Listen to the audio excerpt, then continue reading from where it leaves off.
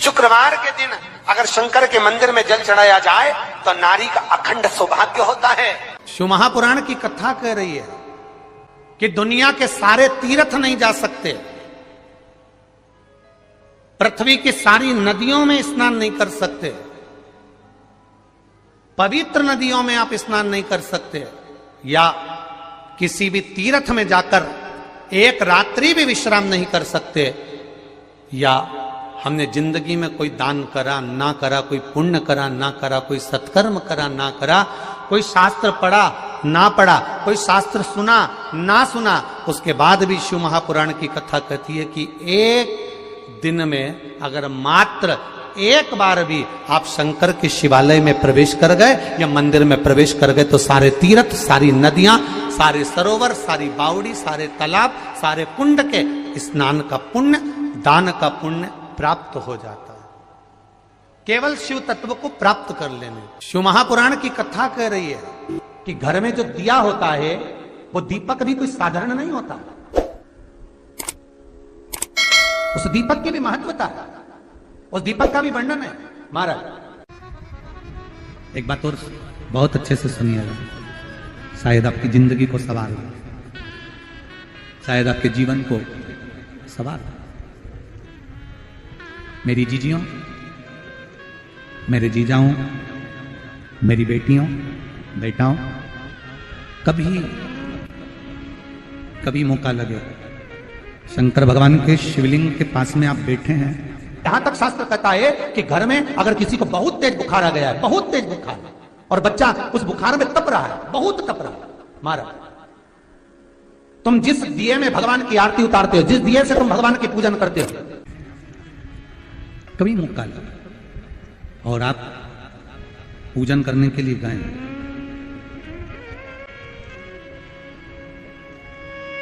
कभी पूजन करने के लिए, और आपको शंकर भगवान के शिवलिंग के पास में या शंकर भगवान के शिवलिंग के ऊपर कनेर का अगर पीला फूल देखा है ना आप लोगों ने, अरे बोलो तो जम के, देखा है?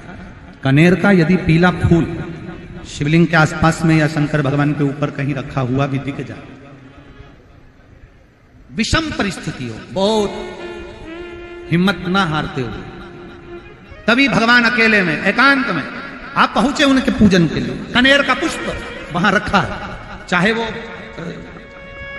वो जलाधारी पर रखा हो, चाहे वो शिवलिंग के पास में रखा हो, शिवलिंग पर रखा हो, उस कनेर के पुष्प को अगर आप 5 जगह का स्पर्श कराकर अपने हृदय की बात कहकर वापिस महादेव को समर्पित कर देते हो तो भी मेरा महादेव तुम्हारे दुख का निवारण कर देगा।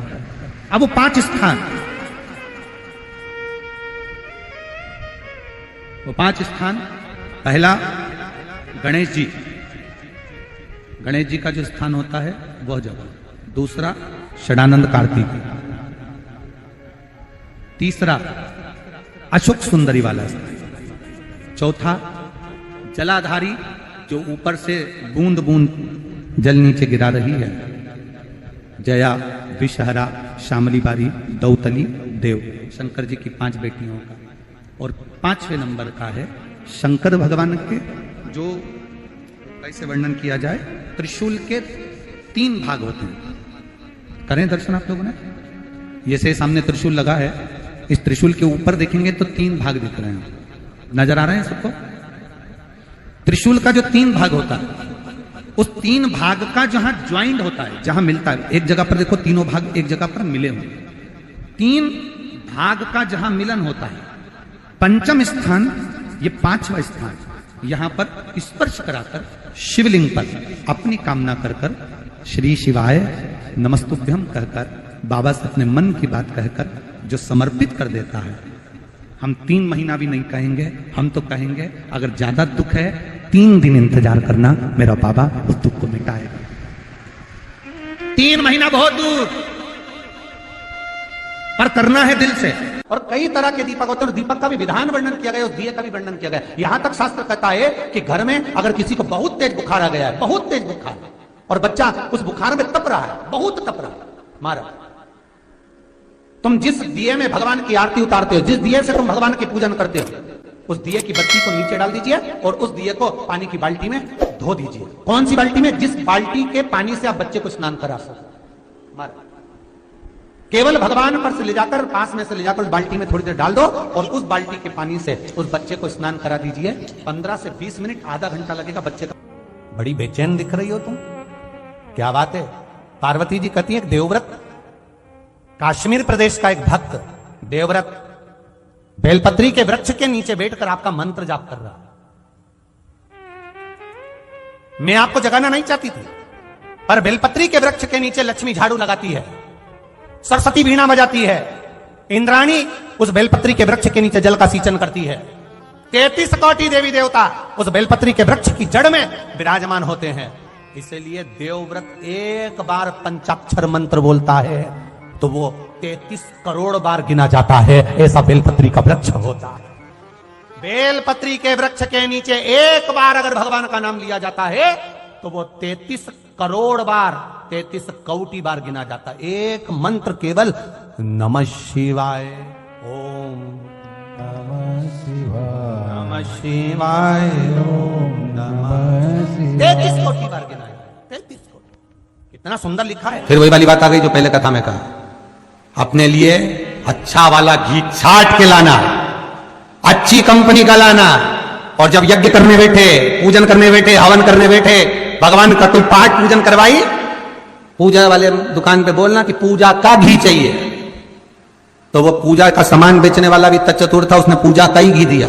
तो इन्हें पूछा भैया ये घी कितने का? तो क्या 80 रुपए का? तो 80 रुपए का आधा किलो? तो क्या पूजा का है? विचार करिए जरा। अब और मांग कितना रही है? बस बेटा सीए में पास हो जाए भगवान, इसीलिए मैंने पूजन कराई। अब भगवान बोल रहा 80 रुपया का घी हमको लगा रही चूना, 80 रुपया का, और वो पूजन वाले की दुकान पर जाकर घी का दिया लगाइए। अगर 40 का पाठ कर रहे हो हनुमान जी का, और बहुत ज्यादा संकट है, बहुत ज्यादा परेशानी है, इसका पाठ करो तो तिल्ली के तेल का दिया लगाओ, काली तिल के तेल का दिया, तिल का तेल का दिया हनुमान जी के सामने आसन बिछाकर। बहुत तकलीफ है तो 3 पाठ प्रतिदिन करो, और एक आसन से जितने समय 9 बजे अगर आप बैठते हो पाठ करने तो 9 बजे ही बैठना है।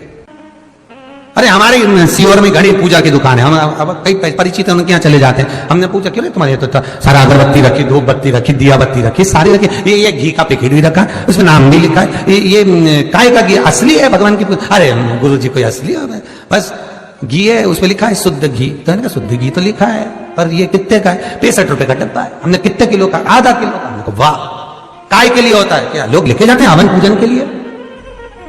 हमने भी सोचा वाह रे विश्वनाथ वाह, क्या के एक बंगला बना दो भोलेनाथ, सर्विस लग जाए भोलेनाथ, फिर के बहू का छोरा हो जाए भोलेनाथ। अब भोलेनाथ जी से पूछा ये देते क्यों नहीं? तो भगवान भी बोले बस वो पूजा वाली दुकान का 80 रुपए में काम चला रही है और ढेरों का मांग रही। अब बताओ, तुम सोचो कि भगवान क्यों प्रसन्न नहीं हो रहा। मेरा निवेदन केवल इतना सा है, तुम भगवान को लाखों का मत दो, करोड़ों का मत दो। भगवान कभी आकर नहीं बोलेगा कि मुझे करोड़ों का रुपया देना, भगवान कभी आकर नहीं बोलता कि मुझे लाखों का धन देना, भगवान कभी आकर नहीं कहता कि मुझे आभूषण देना, भगवान कभी आकर नहीं कहता कि मुझे वस्त्र देना। भगवान केवल एक बात कहता है कि तुम अपना दिल देना, अपना मन देना, चित्त वृत्ति देना। तुम अपना मन तो दो, अपना भाव, अपना दिल, अपनी वृत्ति, अपना चित्त भगवान को दो। पर महाराज वही तो नहीं दे पाते, दिक्कत तो वही है ना, सबसे बड़ी बात तकलीफ तो यही।